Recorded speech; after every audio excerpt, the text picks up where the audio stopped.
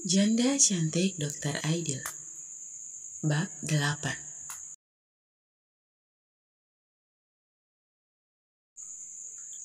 Senandung hati yang pelan.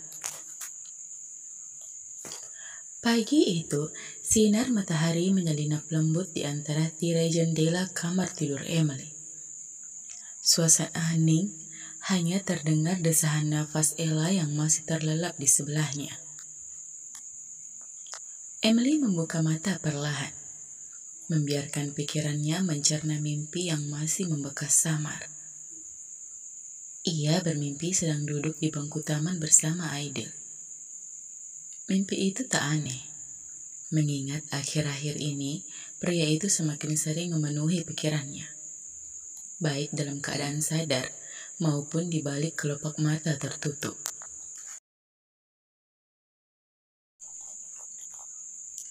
Ia mengusap kepala Ella pelan, mengecup ubun-ubunnya, lalu turun dari tempat tidur dengan hati-hati. Aroma kopi segera mengisi dapur kecil apartemennya. Sambil menyesap kopi, Emily membuka ponselnya dan mendapati satu pesan dari Aidil. Aidil, pagi Emily, aku tahu kamu kerja lembur semalam. Jangan lupa sarapan ya.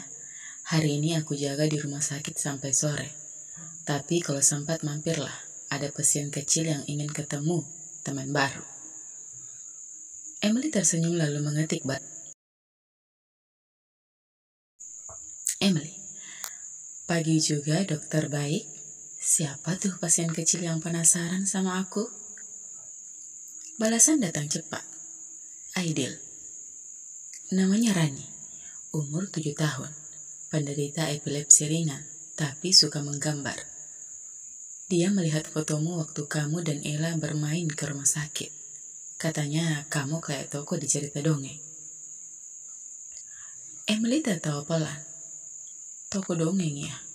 Mungkin Ratu yang kehilangan kerajaannya. Tangannya berhenti mengetik. Kata-kata itu mengingatkannya pada masa lalu.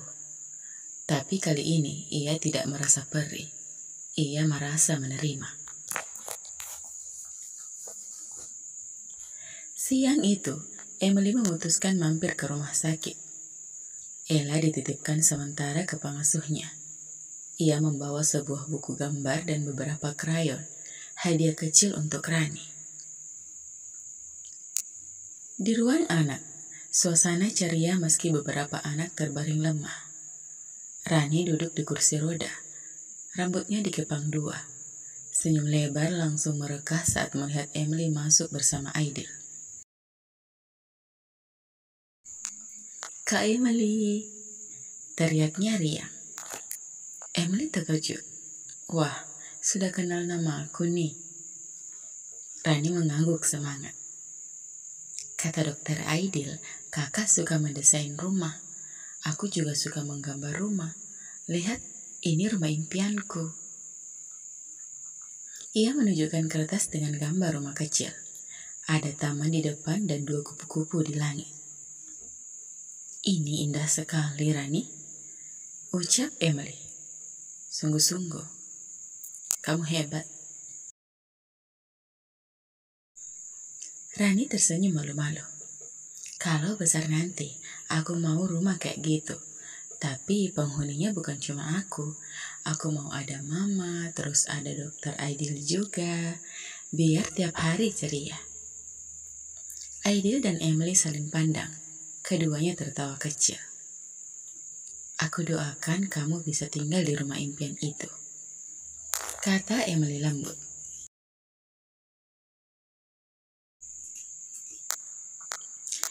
Setelah menghabiskan 1 jam bersama Rani dan anak-anak lain, Emily berpamitan. Aidil mengantarkannya ke lobi rumah sakit. Mereka berjalan beriringan, tanpa bicara, tapi keinginan itu tak lagi terasa canggung. Emily, panggil Adrian pelan sebelum mereka berpisah. Kamu tahu, setiap kali kamu datang, ruang ini terasa lebih hidup. Emily mengangkat alis, menahan senyum. Kamu terlalu manis, Aidil. Aku serius, tapi kalau kamu anggap itu gombal, ya sudah. Godanya. Emily menahan langkah. Tatapannya jadi lebih serius. Bahwa aku nggak bisa terus menghindar dari rasa. Aidil menatapnya dalam, menunggu kelanjutan kalimat itu. Aku masih takut, tapi aku nggak ingin takut selamanya. Kamu datang dengan caramu sendiri, tanpa memaksa. Mungkin karena itu aku mulai percaya. Aidil mendekat setengah langkah. Aku akan tetap menjadi Aidil yang sama, yang sabar, yang nunggu, yang gak akan pergi. Emily menunduk, senyum kecil muncul di bibirnya. Kalau begitu, mungkin aku bisa mulai membuka pintu itu, sedikit saja, tapi benar-benar. Hari-hari berikutnya, Emily merasa hidupnya mulai bergerak dengan ritme baru. Tak lagi stagnan, tak lagi berat seperti dulu. Hubungan antara dia dan Aidil memang belum resmi, belum dilabeli apapun, tapi ada kejelasan yang terasa nyaman. Tidak terburu-buru, tapi juga tidak membiarkan segalanya menggantung. Ella semakin akrab dengan Aidil. Suatu malam, ketika mereka makan malam bertiga, Ella berkata, "Aku suka kalau Dokter Aidil. Aku suka kalau ada Dokter Aidil. Rasanya kayak keluarga."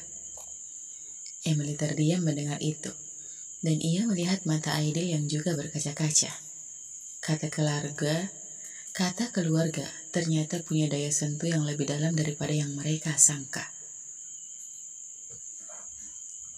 Pada suatu Sabtu pagi, Aidil mengajak Emily dan Ella ke taman botani di luar kota. Perjalanan 1,5 jam diisi dengan tawa, nyanyian anak-anak, dan obrolan kecil yang hangat. Emily yang biasanya enggan bepergian jauh dengan alasan bekerja atau takut bertemu kenangan lama, kali ini justru merasa bebas.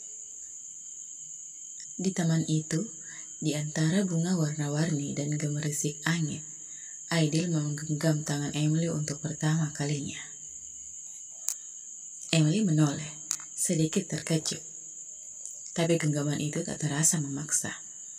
Hanya sekedar menyampaikan pesan, "Aku di sini, aku tetap di sini." Dan Emily membiarkannya. Mungkin pikir Emily, membuka hati bukan soal beberapa besar pintu itu terbuka, tapi keberanian untuk tidak lagi menutupnya rapat-rapat. Bersambung, sampai jumpa di episode selanjutnya ya. Jangan lupa untuk selalu dukung channel ini dengan cara like, komen, dan subscribe, dan aktifkan lonceng notifikasinya, agar kalian tidak ketinggalan dengan video-video selanjutnya. Terima kasih, bye-bye.